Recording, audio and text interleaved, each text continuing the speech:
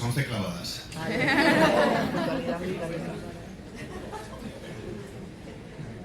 Buenos días a todos, ahora sí, oficialmente. Muchas gracias por estar aquí. Estoy aquí para hablar de uno de mis descubrimientos de este 2025 y de hace prácticamente unas semanas, cuando Jorge Iván me llamó para decirme: oye, tengo un autor africano, quiero hacer un panel sobre el estado del fantástico africano, lo hemos invitado y ¿qué te parece probar a leer alguna de sus historias?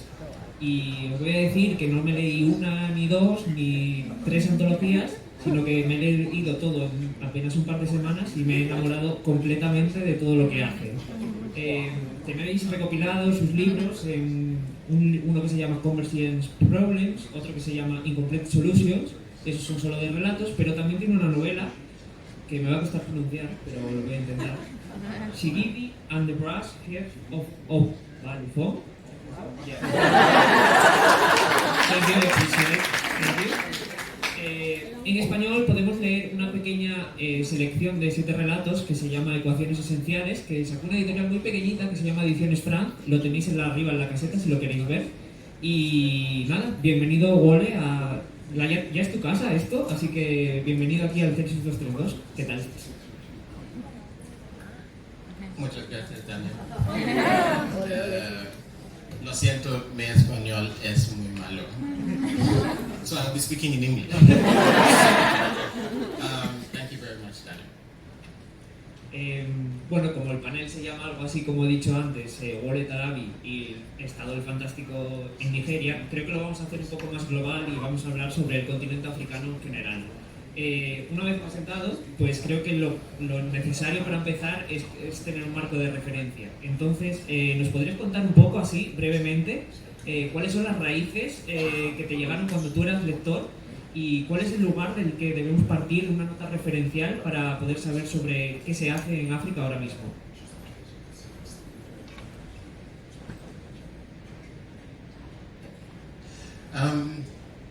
So normally when people ask me this question, what are my roots towards fantasy and science fiction specifically?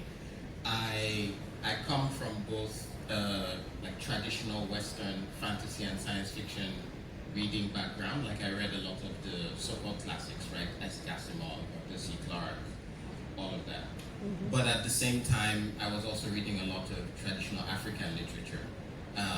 A lot of Cyprian Ekwensi, a lot of Ben Okri, all of that, you know, mythology, Amos Tutuola, authors like that. And so the two things kind of merged in my brain when I was very young. And I'm not sure there's many of us that are like that we're reading Ben Okri and Isaac Asimov at the same time. Mm-hmm. But that is how I was formed as a reader. My mom studied English literature, so she had a lot of books in the house. But at the same time, my dad was an engineer, right? So if you take the average of engineer and English literature, you get science fiction author, which is what I am. So yeah, those are kind of my roots. Was just reading my parents' books. My dad had a lot of classic science fiction in the house. My mom had a lot of classic African literature in the house, and the two things I read growing up. And I've always just loved the freedom of imagination that comes with science fiction and fantasy. I actually like to say sometimes that science fiction and fantasy is not a subset of literature. Literary fiction is a subset of fantasy because it is more constrained, right? Fantasy is the bigger one. You can do anything in fantasy. Yeah. And I really love that sense of freedom. In terms of, the second question was? Las raíces de África en general, del fenómeno, de una nota de la ficción especulativa africana. Okay. That's a long answer coming. I'm going to let Diego translate the first part. Pues buenos días. Cada vez que me hacen esta pregunta acerca de mi conexión o mis raíces en el mundo de la ciencia ficción, la verdad es que yo como lector ya desde pequeño empecé a conocer la obra de muchos de los llamados clásicos de la literatura de género tradicional de Occidente. Leía de pequeño Arthur C. Clarke, Asimov, pero al mismo tiempo también leía literatura tradicional africana. gente como Sikwene Kensi, como Ben Okri, como Emma Stukua. La verdad es que no creo que haya muchos autores que hayan crecido leyendo a la vez a Ben Okri y a Simons, por ejemplo. A mí me gustaba mucho. Cuando me planteé lo de ser escritor fue porque mi madre tenía estudios de filología inglesa y un montón de libros que circulaban por la casa, estaban a mi disposición. Y mi padre es ingeniero. Entonces, claro, ya lo sabéis perfectamente, de la unión entre una filóloga y un ingeniero nace un autor de ciencia ficción. Y eso es lo que soy. Las raíces de quién soy como lector vienen de la exposición a lo que me iban ofreciendo mis padres. Era una mezcla de ciencia ficción tradicional y de literatura africana. A mí me encanta de la ciencia ficción la libertad que ofrece, de la literatura de género la libertad que ofrece y el canto que supone en favor de la imaginación. La ciencia ficción y la fantasía no son un subgénero de la literatura tradicional. La literatura tradicional, la literatura realista, es un subgénero de la fantasía y de la ciencia ficción. Todo lo que tiene la imaginación es mucho más grande, el conjunto más pequeño, más limitado, es el de la literatura tradicional. Y a mí lo que me gusta precisamente de la fantasía es esa libertad que me da a la hora de escribir. The second question about what I can tell you about fantasy and science fiction in Africa. A lot. That's why I wanted to speak here in this space. But I'll try to keep it concise. So, first of all, when we talk about science fiction and fantasy in Africa, we need to be specific. What do we mean when we say Africa? Right? Africa is a continent, 12 million square miles of area, more than 1 billion people, about 56 different political entities and territories. Some of them are countries, some of them are contested, some of them are the Canary Islands.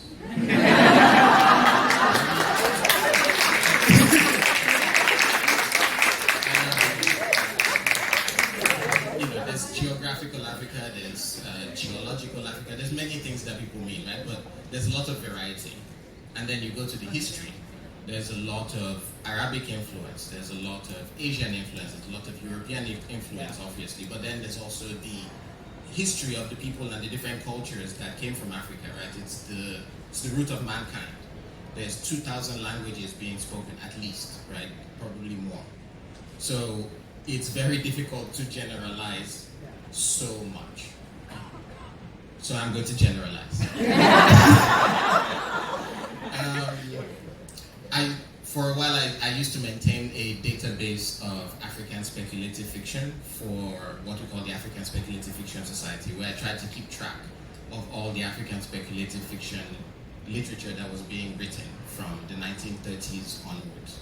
And the reason I wanted to do that is because a lot of people don't know that there was any speculative fiction in Africa. Yeah.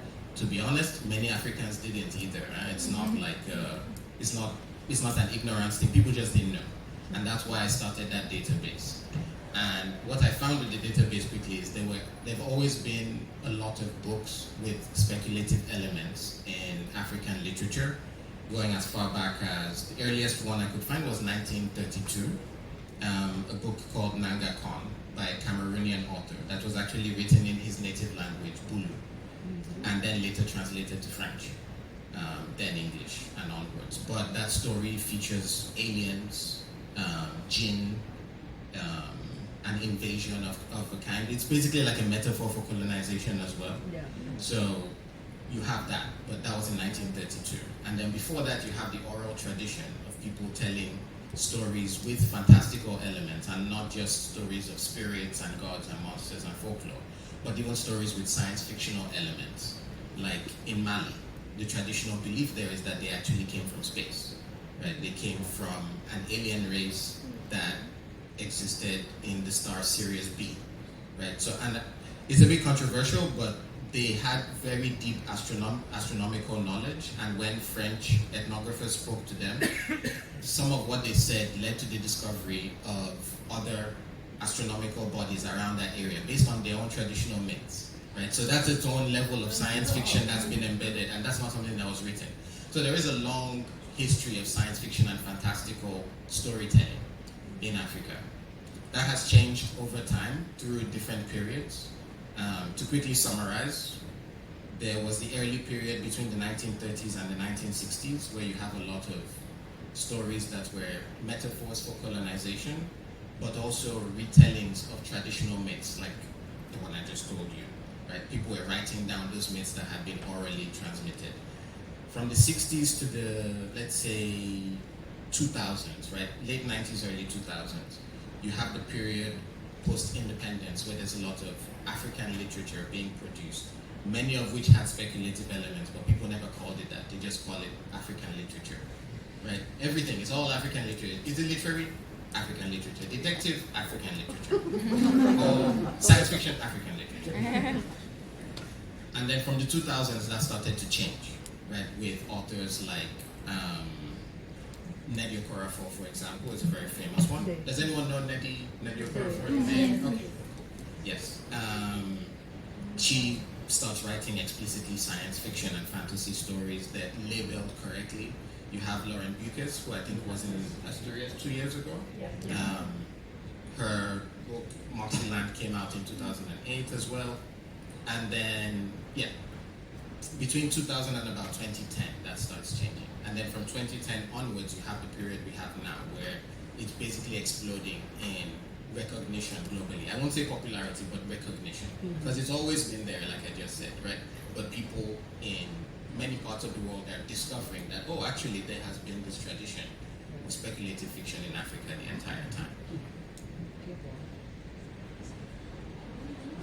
Sorry, I'm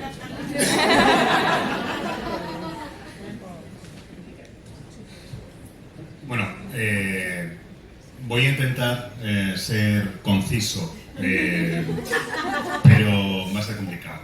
Ya os dije que la respuesta iba a ser larga antes. Y el caso es que lo primero que tenemos que hacer es especificar a qué nos referimos cuando hablamos de África. África es un continente que ocupa 12 millones de millas cuadradas. Es un continente donde viven más de 1.000 millones de personas, que tiene más de 56 entidades políticas, entre las que se encuentran países, territorios, algunos de ellos en disputa, y también las Islas Canarias.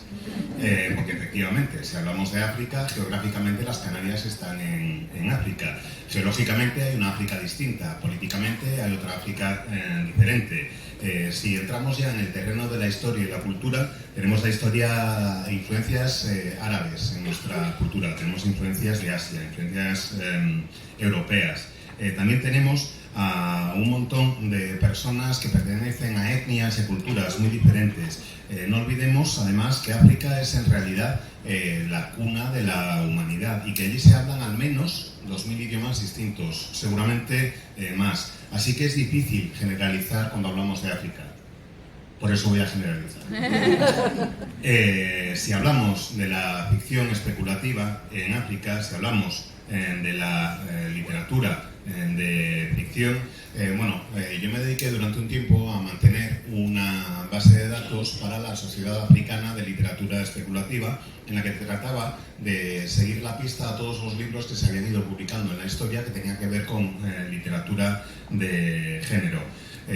Lo que pasa es que era realmente muy complicado seguir la pista absolutamente a todo, pero por lo menos lo íbamos intentando. El primer libro que se podría considerar de literatura de género que yo descubrí era uno titulado Mangakan, que se escribió originalmente en Bulu, que es uno de los idiomas de Nigeria, que luego se tradujo al francés y de allí al inglés. Es una obra claramente de ciencia ficción, en la que se habla de la presencia de alienígenas, están los jinn, los genios, y hay toda una serie de elementos propios de las tradiciones y la cultura nigeriana. Lógicamente, os repito, está escrito en 1932 y en realidad lo que es una metáfora de la colonización que se vivía en aquella época. Si ya nos metemos en el terreno de la literatura de terror, hay más que de terror, hay mucha tradición del fantástico en África y se van incluyendo elementos distintos en esas narraciones que tienen que ver con lo que hoy en día consideramos literatura de género. Por ejemplo, en Mali hay una leyenda tradicional en la que los malienses afirman proceder de una raza que viene del espacio. Y ya sé que esto suena un poco raro, pero lo curioso es que ellos dicen que viene de un planeta que está, de un cuerpo que está en un cuerpo astronómico B. Y los franceses, cuando llegaron a Mali y empezaron a hablar con la población local, se quedaron absolutamente sorprendidísimos, porque parte de los comentarios que les hacían los malienses acerca del espacio les permitieron descubrir otros cuerpos astronómicos. Era imposible que hubieran tenido ese conocimiento y en cambio se lo decían, y a los franceses les permitieron descubrir otros cuerpos astronómicos. Entonces lo que he hecho, al ir investigando un poco y al ir viendo todas estas tradiciones, publicaciones, etcétera, fue intentar dividir la literatura de género en distintos periodos. Diría que la primera etapa de la literatura de género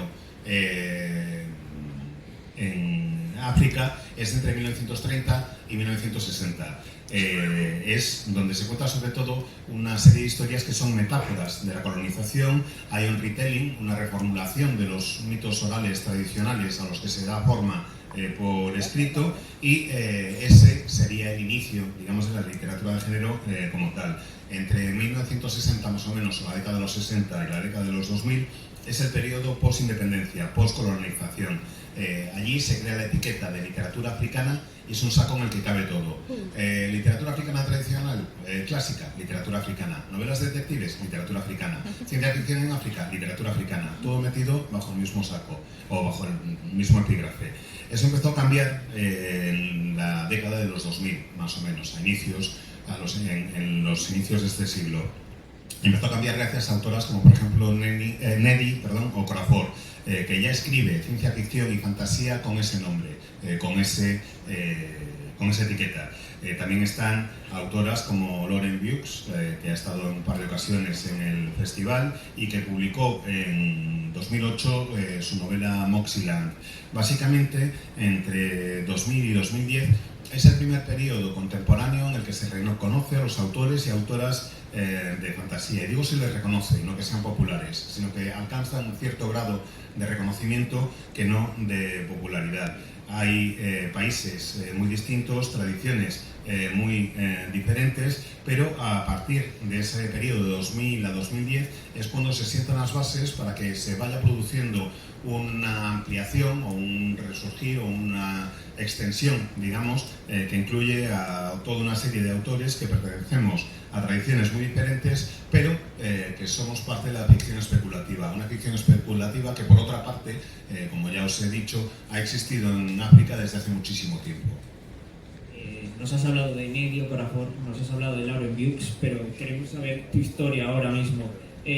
¿Cuáles son las editoriales o revistas que trabajan el fantástico en Nigeria? ¿Cómo se llega a publicar en inglés en las revistas más importantes y prestigiosas que existen?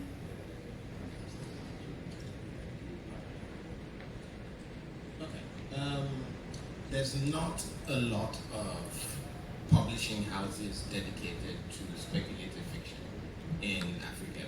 Like I said, because for a long time in traditional publishing, everything was just African literature. So the publishing houses have also, they've adapted to that. So historically, many publishing houses would publish whatever was available, including stories that had speculative elements and so on. Recently, that is changing. And by recently, I mean very recently, like 2 years ago. There are now 2 dedicated publishing houses on the continent that are specifically looking for speculative fiction. One of them was actually started by Neddy Okorafor as well, in partnership with another lady, Lola Shanae, that runs the Ake Book and Arts Festival. And together they created a publishing house called Phoenix. That is now, they're just publishing their first set of books, I think this year, dedicated to speculative fiction, fantasy, science fiction. There's another one in South Africa that started, I think, in 2014 or, 2024 or 2023, I need to check, called Mother. They're, like I said, based in South Africa, and they're also focused on speculative fiction as well. So we can start to see things changing. But maybe what's most interesting to me is that a lot of existing publishers that publish general culture are not just publishing books that are science fiction and fantasy, but they're promoting it as science fiction and fantasy. So they fully embrace the genre. They've accepted that this is not a thing that needs to sit by itself.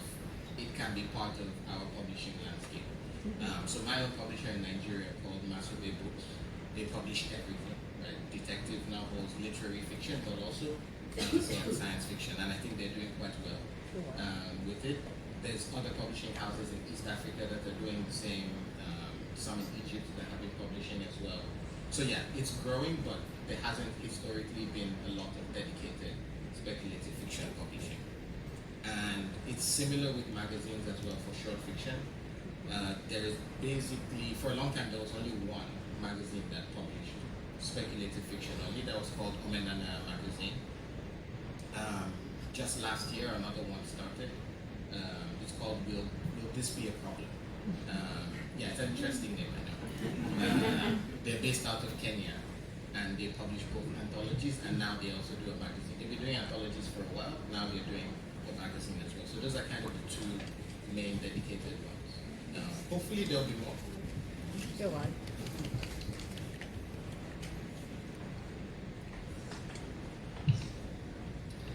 Pues la verdad es que no había demasiadas editoriales que estuvieran dispuestas o disponibles en África para publicar ficción especulativa. Tradicionalmente no es que hayan proliferado, que digamos, pero las cosas están cambiando desde hace muy poquito tiempo.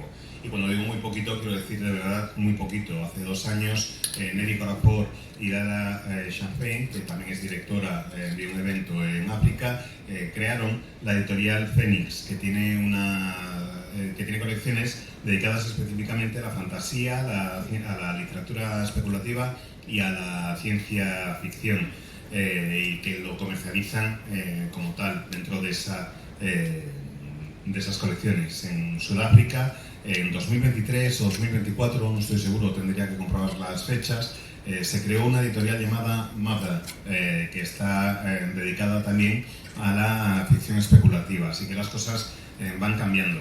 Lo que es muy interesante es ver que también está creándose un tejido editorial en África. La literatura generalista publicaba de todo.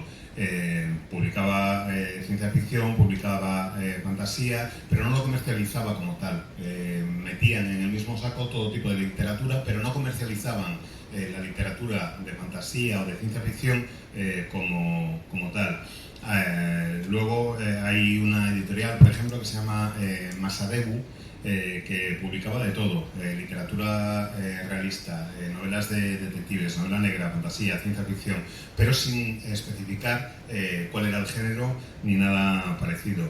En África Oriental están cambiando las cosas y están empezando a surgir editoriales especializadas en líneas de ciencia ficción y de fantasía, o que se publican todo tipo de literatura, como es el caso de Masadebu, es al revés, que sí marcan que es ciencia ficción y fantasía, que tiene colecciones propias. Se están empezando a poner el sello, indicando que efectivamente es literatura de género. En lo relativo a revistas, tenías la posibilidad de publicar algún que otro relato, pero en muy pocos sitios. Hay una revista tradicional, que era la única que publicaba relatos de género, que se llama Omenana.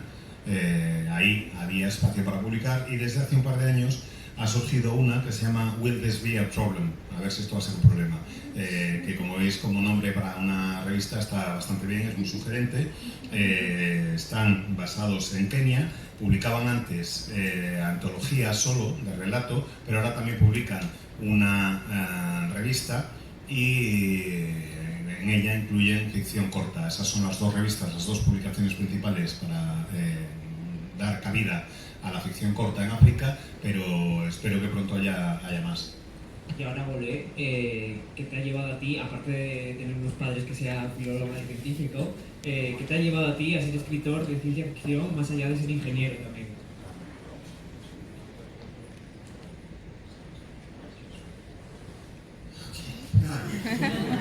Origin story. So I've been writing stories for as long as I could remember, since I was a young child, right? I would read, and then my natural instinct was to try to write my own stories, right? Make up my own stories. But this was when I was very young, maybe 8 or 9, and to be honest, the stories were not very good. They were, about ninjas and flying cars, and, juvenile stuff, but it was fun. And when I became a teenager, I stopped writing, and I kind of actually wanted to be a film director.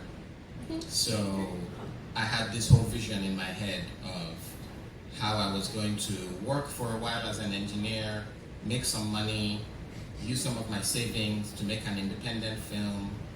The independent film would go to some festivals, get seen, get recognized. People would be like, wow, he's very talented. And then somebody in Hollywood would call me to make like a big blockbuster movie, and then the movie would be a big flop, and that would be the end of my career. That was my hope. But for real, I really wanted to be a filmmaker, and that was the idea. I was writing plays, I was writing screenplays for a while, trying to get into filmmaking practice. And then in 2010, both of my parents passed away. My dad in February of 2010 and my mom in July. And that was a very hard year. It was also the same year I left Nigeria because I had to go study for my master's. So a lot happened in 2010. Very dramatic year. And I think my way of processing all of that was to go back to writing. So I started writing fiction. More literary fiction was what I was aiming for, but a leopard cannot change its spots. The speculative elements would always appear. There were always ghosts, there were always some, imaginary future technology that would maybe enable me to see my parents again or re-experience something with them. And all of that kept appearing in my fiction. And my friends would, this was not fiction I was trying to sell anyway, it was mostly on my own blog, just as my own way of dealing with things. But friends would point out like, oh, we think this is really good, you should try to write fiction for a magazine or send it somewhere. So I started doing that just out of curiosity, right? Send it to a small magazine somewhere, and I was surprised. They were like, yeah, we'll buy it. And like, you want to give me money for stories? Okay. Yeah, I was like, wow, okay. $5, sure, I'll take it. And then from there, it kept going on and on and on, and I would get invited to anthologies to write stories. I started editing for a magazine that was run by a friend, and that's kind of how I learned the craft, right? Because I never studied writing formally. I kind of learned to do it just by doing it. And for me, my test was if I could get into the bigger magazines, if I could sell stories to like Clarkesworld or Asimov's, then I know I've reached the level I need to reach. So once that started happening, I was like, oh, I guess I'm not bad at this writing thing. And yeah, I just kept doing it until I never thought I was going to write a novel. I thought I was always only going to do short fiction. But then, I don't know if anyone knows, Tade Thompson? The author, yes. So Tade Thompson, oh yeah, he was here as well, yes. When was that? Anyway, yeah, Tade Thompson kind of convinced me. It was like, you're talking yourself out of something you can do, so just stop saying you won't do it and just do it. And other people challenged me to do it as well, so I eventually wrote my first novel, which is Shigidi and the Brass Head of Obalufon, that came out in 2023, and that was a big experience for me because I wasn't sure I'd be able to actually do it. But yeah, I wrote the novel, and now I just keep writing short fiction. I'm working on my second novel right now, and yeah, I guess that's the origin story.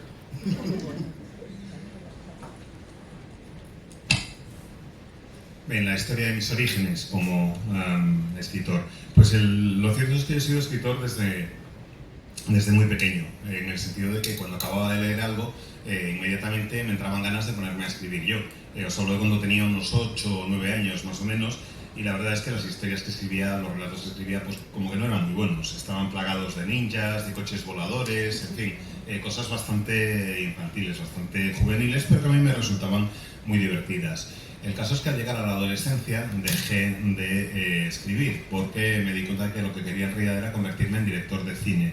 Lo tenía todo perfectamente controlado. Iba a estudiar ingeniería, para hacer unos ahorros, para conseguir algo de dinero. Gracias a eso iba a rodar mi primera película independiente, que sería seleccionada en varios festivales, donde la verían y reconocerían inmediatamente mi talento. Eso me llevaría a Hollywood, donde me encargaría el blockbuster, el taquillazo del verano, pero de taquillazo nada, se le iba a pegar, pero bien pegada en taquilla. Eso sería un fracaso absoluto y el final de mi carrera. Como veis, lo tenía todo perfectamente planeado y estructurado.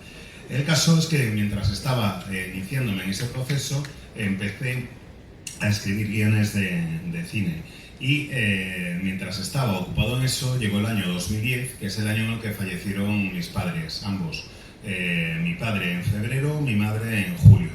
Además, fue un año bastante complicado para mí, porque era el año en el que salí de Nigeria para estudiar el máster en ingeniería que he estudiado. Así que, como veis, fue un año bastante dramático, bastante duro para mí, y mi forma de procesar ese dolor y esa situación fue volver a ponerme a escribir. Y la idea que yo tenía era escribir ficción literaria, pero un leopardo no puede borrar sus manchas.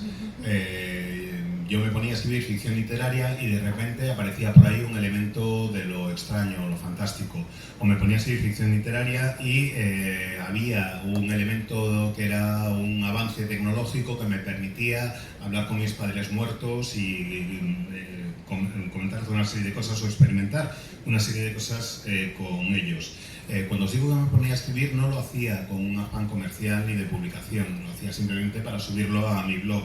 Pero unos cuantos amigos empezaron a leer estas historias y me dijeron: oye, la verdad es que está bastante bien, ¿por qué no te animas y sigues escribiendo? Yo creo que te lo podrían publicar. Y por curiosidad, por probar, empecé a enviar relatos a distintas revistas. De repente, alguna de esas revistas se puso en contacto conmigo y me dijeron: oye, que nos ha gustado mucho tu historia, que te la queremos comprar. Y yo les decía: ¿cómo comprar? ¿Que me vais a pagar por escribir? Y decía: ¿qué me das? ¿5 pavos? Adjudicado. El caso es que empecé a publicar en alguna que otra revista. Luego eché una mano a un amigo que tenía una publicación propia y empecé a ejercer como editor en esa revista, y así fui aprendiendo los trucos del oficio, porque yo no tenía formación teórica real sobre cómo escribir, sobre la técnica de escritura. Entonces así es como aprendí la profesión. Y la aprendí hasta situarme en un estado en el que podía escribir relatos tranquilamente y no pensaba en hacer nada más. Pensaba que con los relatos y las antologías ya era suficiente, pero nunca se me había pasado por la cabeza ponerme con una novela, hasta que Teddy Thompson, que es un amigo mío, me dijo: mira, si piensas que no eres capaz de escribir una novela, te estás autolimitando a la hora de ponerte a escribir una novela. Dale para adelante, que yo creo que sí que puedes. Él me lo dijo, otra serie de amigos también me animaron, me plantearon el reto, el desafío de que escribiera una novela, y gracias a eso surgió mi primera obra, la de Chiquiri, que se publicó en el 21. La experiencia fue maravillosa. Desde entonces sigo escribiendo historias cortas, relatos y relatos para antologías, pero también estoy trabajando en la que será mi segunda novela, y ahí está, esa es la historia de mis orígenes. Pues ya que queda poco tiempo, quiero aprovechar y darle a Gole el micro para que diga y venda, haga un pitch a los editores y gente que haya en esta sala, por favor, que venda su novela, que hable sobre ella y que diga por qué debes editar mi novela. Y yo Gole. Wow, okay. Threw me under the bus, but no mistake, because I like buses. Okay, so I have 3 books currently published, 2 collections, Incomplete Solutions and Convergence Problems, but I guess my most popular book is the novel, right, which is called Shigidi and the Brass Head of a Battlefront. Why should publishers publish it? To be honest, I'm not sure I care about publishers right now. Why should readers read it? You guys convinced the publishers to publish it. So, why should you read it? I think mostly because I tried to do one thing when I set out with the novel, and that was to make it both interesting and fun. And I'm not going to say I achieved that, but other people said I did. So the reviews have been mostly positive. It was nominated for, I think, 8 major awards from different kinds, some of them popular voting, some of them juries. So there's some overlap, right? It's not just my friends voting for me. And essentially the book is about a former nightmare god and a succubus that kind of team up to go on a heist at the British Museum to steal something back for an elder god in the traditional Yoruba pantheon. In this, the way I set it up in the novel is the pantheon of gods kind of operates like a company. So they operate as a business that deals in prayers and faith. So the more you believe in them, the higher their revenue, their profit margins. They have an HR department, all of that. And the god that founded the company, who is actually supposed to be the primordial god in the Yoruba tradition, has kind of left it alone, right? He put someone in charge as a CEO, he put the god of thunder in charge, and he's just relaxing and doing his thing. But he realizes the company has gone astray, and he wants to come back. But in order to do that, he needs this object, and the object is now held in the British Museum because colonization. So that's where my two main characters come in, and they go on this heist. And it's that, like I said, I tried to make it fun. It also talks about things like cultural theft, cultural appropriation, colonization, there's all that. But at the same time, it's also like a globe-trotting adventure. They go to, there's Nigeria, Ethiopia, Singapore, London, obviously. They move through time. You get to see the succubus because I imagine her as a really ancient creature. So you see her through different time periods as well, as far back as like the 13th century. And I draw on lots of myths and legends from different places, from Hindu mythology, from Ethiopian mythology, from British mythology as well. So there's lots of gods, monsters, lots of things happening. It's kind of a love story. It's an adventure story, but it's also a post-colonial heist story. Somehow all of these elements work. Right? It's like, maybe my pitch is this. It's basically the paella of urban fantasy. You put a lot of things inside.